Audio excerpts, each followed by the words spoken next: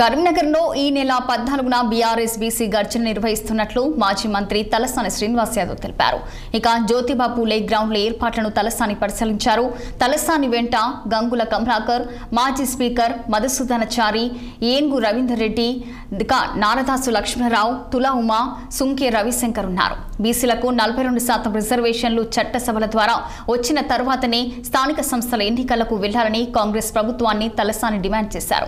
లేకపోతే బీసీల సత్తా ఏంటో చూపిస్తామని హెచ్చరించారు.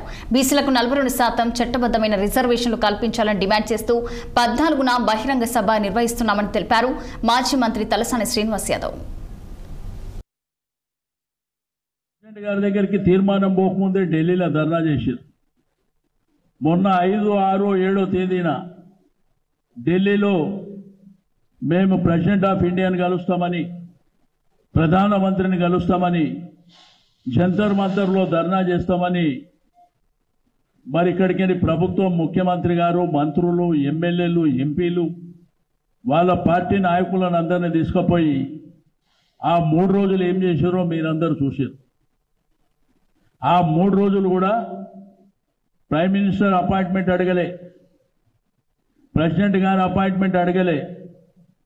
ప్రెసిడెంట్ గారి అపాయింట్మెంట్ వస్తుంది. ఒక ముఖ్యమంత్రి ఇంతమంది ఎంపీలు, ఎమ్మెల్యేలు, మంత్రులు పోయినప్పుడు అపాయింట్మెంట్ ఎందుకు ఇయ్యరు?